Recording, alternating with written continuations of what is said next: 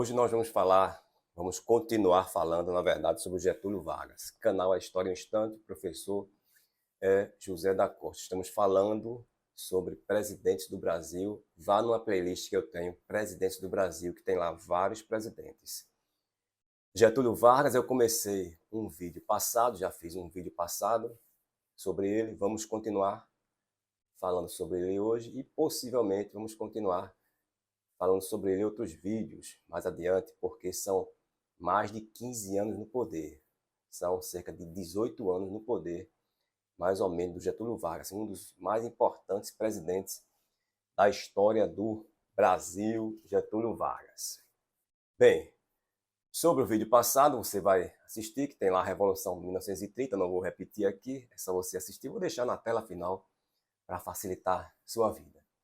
O fato é que em 1934 houve uma nova Constituição para o Brasil, promulgada aí pelo Getúlio Vargas, voto feminino, incorporação de direitos trabalhistas, uma Constituição bem avançada, digamos assim, a terceira da história do Brasil. A primeira foi com Dom Pedro, em 1824, a segunda foi em 1889, 1891, com a República, e a segunda agora da República e a terceira do Brasil em 1934, promulgada aí pelo Getúlio Vargas. Só que o Getúlio Vargas, ele dizia o seguinte: as constituições são como virgens, existem para serem violadas. É verdade. Getúlio Vargas, na verdade, era do Rio Grande do Sul, gaúcho, e que tinha um viés autoritário. Ele acreditava numa centralização política, no caso dele mesmo, um governo centralizado, forte, tanto é que ele vira ditador. Isso nós vamos ver mais na frente. E não acreditava muito na democracia liberal, ele acreditava num governo forte, centralizador, repressor, e as pessoas, a população, o povo não está muito maduro para esse negócio de democracia, é necessário um governo forte para encarnar, um Estado forte, encarnar aí os anseios sociais, os anseios da população, isto sim.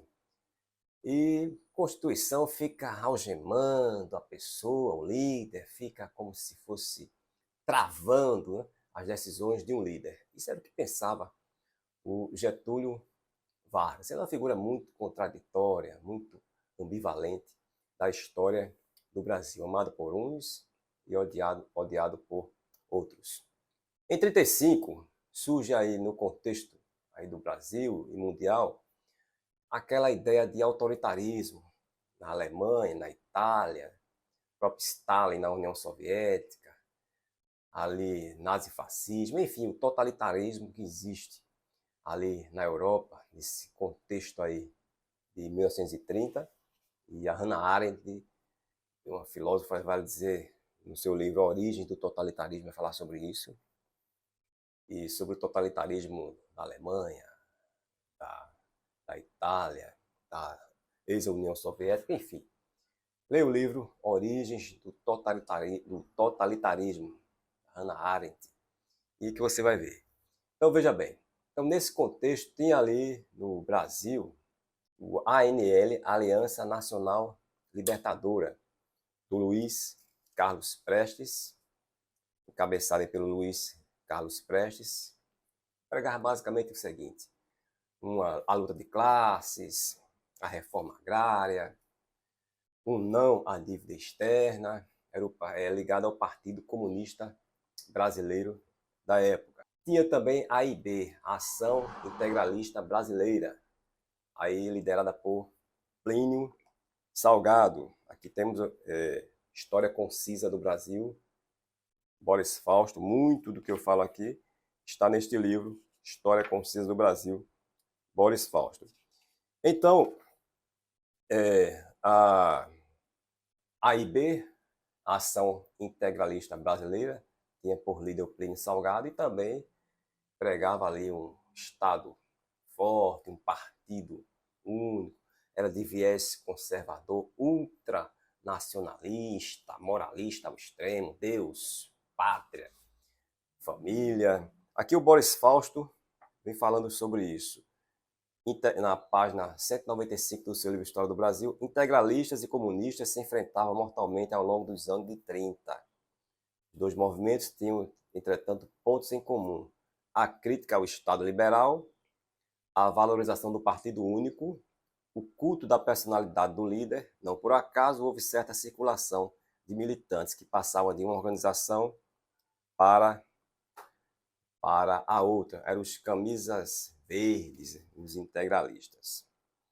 Nesse contexto, houve a chamada Intentona Comunista, de 1935, que, segundo Boris Fausto, foi mais uma aventura, uma revolta ali liderada pelo ANL, a Aliança Nacional Libertadora, em 1935, começando ali por Natal, passando pelo Recife, Rio de Janeiro, mas, segundo Boris Fausto, foi só uma aventura. Não teve tanta força assim, não teve, enfim, toda uma estratégia, apoio da população. A Intentona Comunista, página 195 do livro aqui do Boris Fausto. Deixa eu ver aqui. 195 do Boris Fausto. Deixa eu ver aqui, acho que eu errei a página. Ele fala sobre a Intentona Comunista. O fato é que em 1935 houve a Intentona Comunista, que foi um levante aqui. 35, que lembra as revoltas tenetistas da década de 20. Foi um fracasso.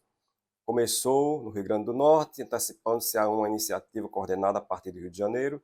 Uma junta de governo tomou o poder em Natal por 4 dias, até ser dominada. Seguiram-se rebeliões em Recife e no Rio, esta última de maiores proporções. Houve ali um confronto entre os rebeldes e as forças legais, que resultou em vários mortos até a rendição. Teria levado o PCB, com o apoio do Partido Comunista Russo, a embarcar na aventura de 1935. Então foi uma aventura, segundo aí o Boris Fausto. E foi reprimida por Vargas duramente, a Intentona Comunista de 1935. Em 1937, Getúlio Vargas ele tem consciência de um plano, um suposto plano comunista, plano Corren. Isso em 1937. Já havia tido a Intentona Comunista em 1935. Então surge lá um plano forjado, mentiroso, falso, forjado pelos militares. Os ilibados militares que defendiam a verdade forjaram um plano mentiroso. E o Olímpio Mourão Filho, que era um capitão, que depois vai ser um dos cabeças da Revolução, aliás, do golpe de 1964 no Brasil, o Olímpio Mourão Filho, juntamente com a AIB, os militares, forjaram ali um plano Corren, que basicamente dizia o seguinte: os comunistas iriam tomar o poder, iriam incendiar igrejas, ia fazer saques, enfim, ia implantar um caos no Brasil. Tudo mentira, tudo falso. O fato é que Getúlio Vargas se apropriou deste plano e difundiu lá nas rádios, na imprensa, esta fake news da época, o plano Corren, e pegou.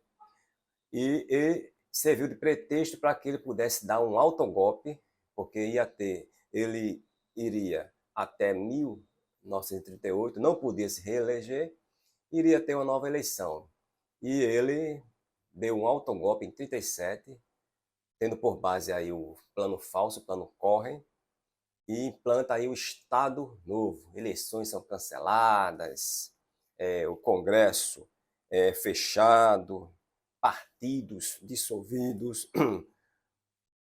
a própria AIB, Ação Integralista Brasileira, que tinha apoiado Getúlio Vargas, começa também a ser perseguida, o Plínio Salgado também começa a ser perseguido, e começa aí o Estado Novo, a partir de 37, não há eleição em 38, e ele vai até 45 no chamado Estado Novo, mas este é assunto para o próximo vídeo, o Estado Novo, quando Getúlio Vargas torna-se, de fato, um ditador. E, por exemplo, em 1937, já em 37, ele implanta um estado de guerra no Brasil, em que só nos primeiros meses aí do ano de 1937, após Por exemplo, nesse contexto aí de ação, de plano Corre e de intentona comunista, milhares de opositores são perseguidos, torturados, banidos. A própria Olga Benário, eu tenho um vídeo aqui sobre ela, vou deixar na tela final, é expulsa do Brasil, vai para a Alemanha e lá morre nos braços do nazismo. E Getúlio Vargas impõe, de fato, uma ditadura do Estado Novo de 37 a 45. Mas já antes disso, da implantação mesmo da ditadura, no contexto de Constituição, ele consegue o estado de guerra e quem persegue opositores. E o Estado Novo, vamos ver no próximo vídeo. Professor José da Costa, ajuda o canal a crescer com o Pix, que está aqui na descrição. E precisamos melhorar aqui o canal. Dê o like, compartilhe o vídeo e faz um comentário, que seu comentário é importante e ajuda o vídeo a crescer. Até o próximo vídeo.